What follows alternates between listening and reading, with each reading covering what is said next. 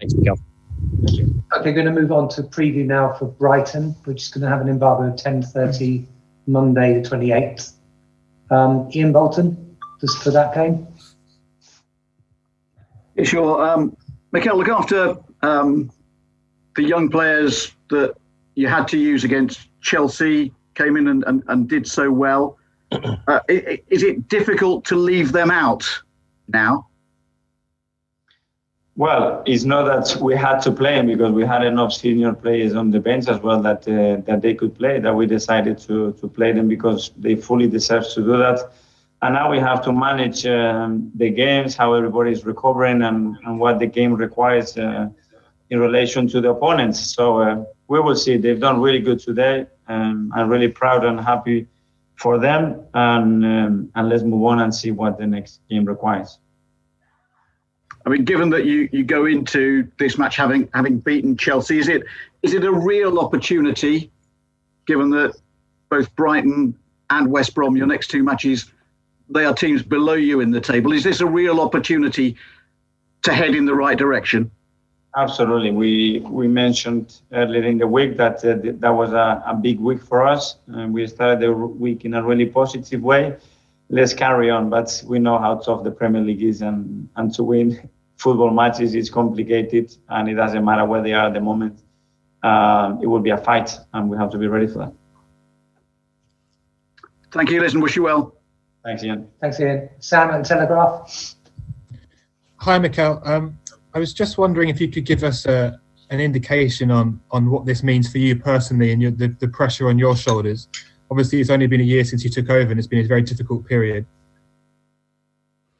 Yes, obviously, result-wise, in the last few weeks, we've all been suffering. I've been suffering. I feel very responsible for that. The worst feeling is because I want to do so well for this football club, and now the moment that we are in, and I want to bring all my passion, the knowledge that I have, and all the right intentions to move as quickly as we possibly can as a football club. In order to do that, we need to win football matches to be stable and win some time. And when I don't, I feel like I am letting the club down, the people that work for us down, and obviously our fans. So it's draining and it's frustrating and it's painful. But at the same time, I know that we have to fight our way back. And in difficult moments is when you see the right people, and they are giving me a lot of encouragement because I see people that are willing to fight with me, with the people that we have here, and then it gives me energy every day to carry on doing it. Have you at all changed your methods and your approach to training and coaching the team, or tactically the way you've done it? Have you questioned yourself in that sense? Yes, I question myself every day. But since I arrived here, first of all, I had to analyze really well what was happening, what we can and what we cannot do. And I have adapted much more than probably what I thought I would when I took the team, because there are certain things that I think much better for the qualities of the players that we have, and other things that probably we are not prepared to do yet. But things will come out. But obviously we have to adapt, because at the end of the day, we have to make life as simple, as clear, and as efficient as possible for our players when they go into that pitch. Thanks, Sam. Matt at the Express. Hi, Mikel. You said earlier that you'd suffered in recent weeks. In what ways have you suffered? Has it been sleepless nights? Have you been tetchy at home? I mean, in all seriousness, it does get to you. It's a 24/7 job. Yes, it is. Externally as well. Very challenging. Today we have different issues coming up with one player, one staff, and a lot of issues that they've been going through. And then when results hit you like that, and you can sometimes not find the right reasons to understand why we are losing football matches when we produce what we produce.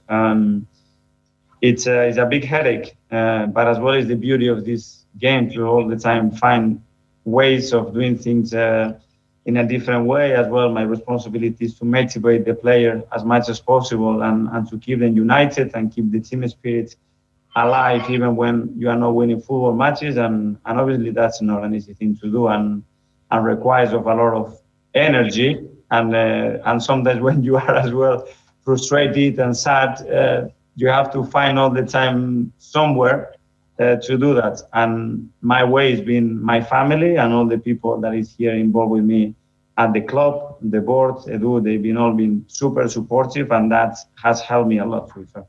Do you feel now you know the difference between being a number one and being a number two?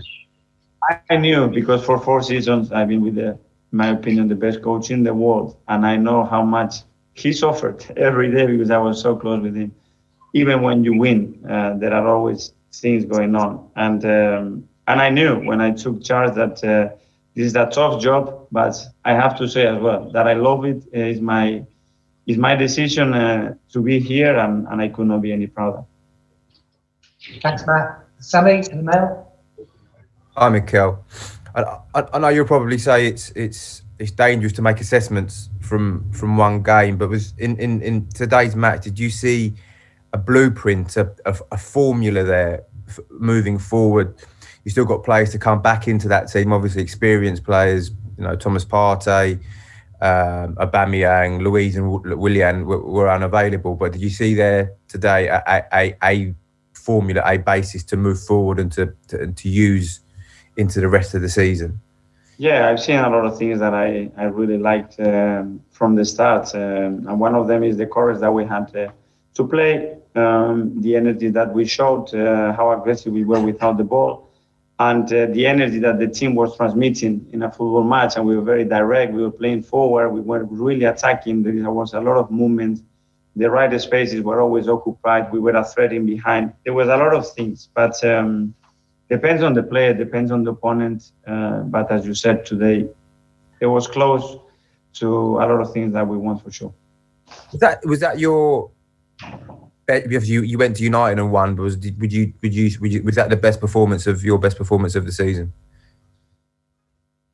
I think so, and to do it the way we've done it tonight, when the confidence is low, when the belief is there, in a doubting mode because you're not getting the results, to put that performance against that opponent, I think is not an easy thing to do. So, congratulations to the players for doing that. Thank you. Finally, Andrew Dillon from The Sun. Hi, Mikel. Can you hear me okay? Yeah. Congratulations today. If I may just follow on from Matt's questions earlier about the stress and the strains of managing, I just wonder if you could tell me what do you find more tiring, playing or managing? Simple answer is just managing. In what sense, though? I mean, and can you expand on that for me, please? Because you have a lot of people around you that you have to lead at the end, you have to take care of. I always said that you have 70 hearts on that training ground and stadium, on that dressing room that you have to look after every day, and every word, every decision that you make has an impact in their lives, it has an impact in their mood, you have an impact in the next day. So you are very conscious of that, and you get attached emotionally to them. And the way I am attached emotionally to this football club, that these emotions are even bigger and stronger. And then obviously it drains you energy-wise.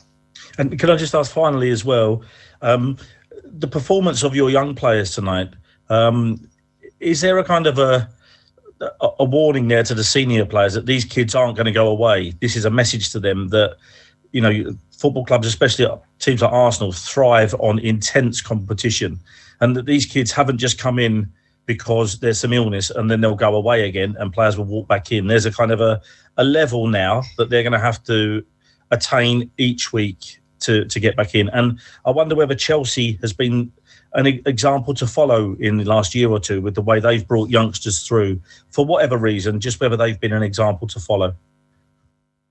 Well, I think it's a message within the squad that everybody's important here, everybody's here to contribute, and everybody is useful. It doesn't matter you are young or a senior player, everybody's here to contribute. And I think it's a great message for everybody that when we have to rely on them, we know that we can rely on them. We don't have any doubts about them.